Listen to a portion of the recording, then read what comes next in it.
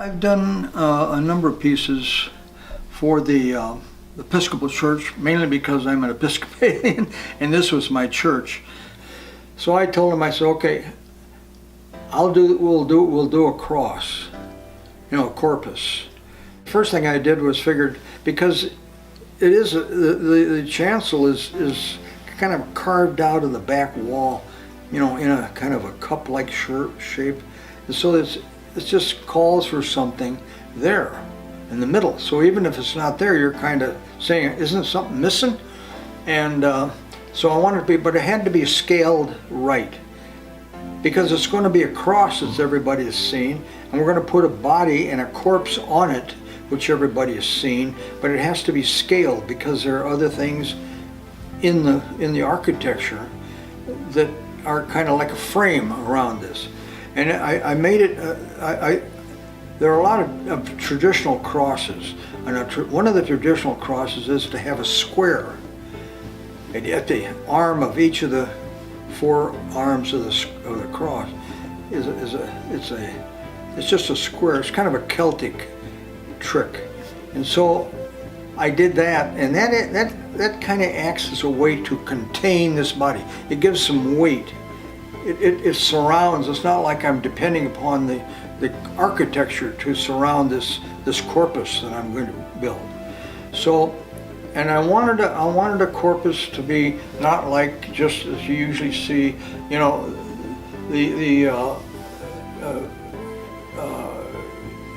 figure that is actually been nailed to this cross, and you feel this thing.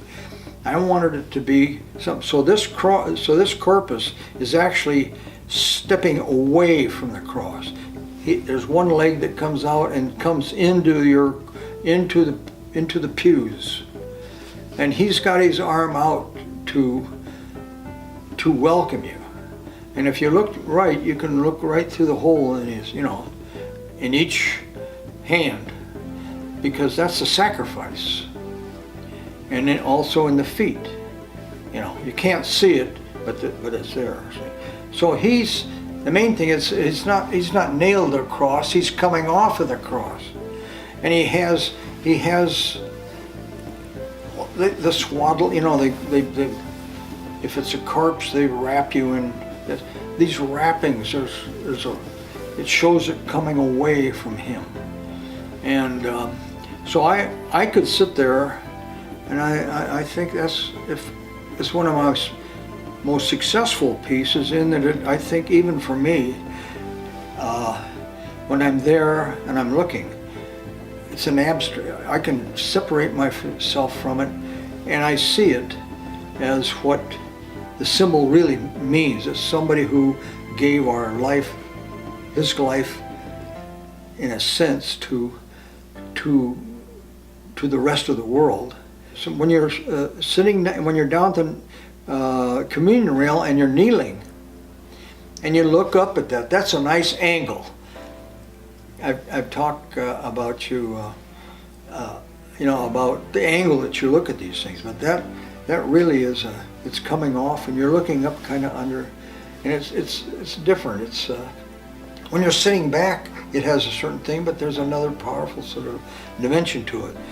And I don't think I've ever seen one like this, and I feel kind of blessed myself that I could do it. Then the other piece is, and they store it in different places, but on Good Friday, that's a time when the church, all churches, Christian churches, sort of celebrate Christ's life and the fact that he's been paraded through the streets. So they put a crown of thorns on his head. And so this whole idea has become over the years, this idea of a thorn crown. So what I did is to just make a sculpture that has this crown around it.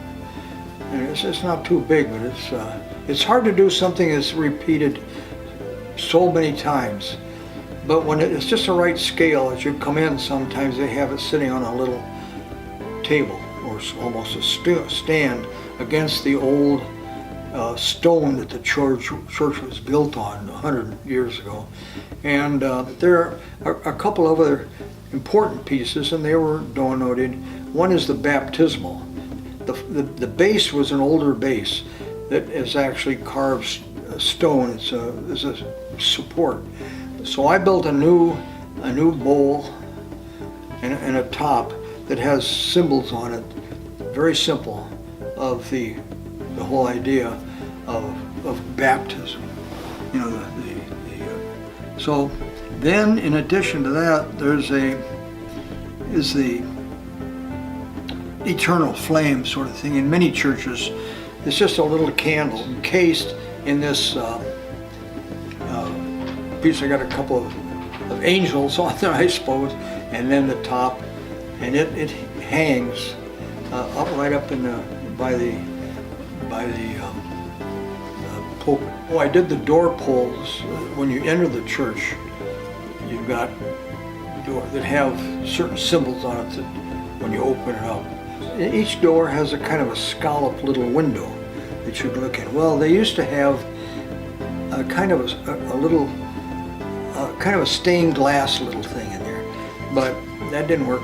So I did a couple little sculptures that fit into these niches in the door, the entry door, and you can still see through, you know, in case you want to find out who's in there and where I'm going to sit when I walk in. So those are the main pieces I think I've done there.